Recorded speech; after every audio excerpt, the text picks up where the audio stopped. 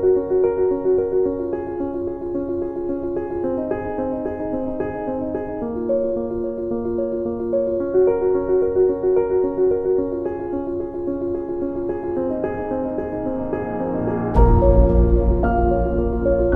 बच्चों, आज हम जो है एक सरगर्मी लेंगे।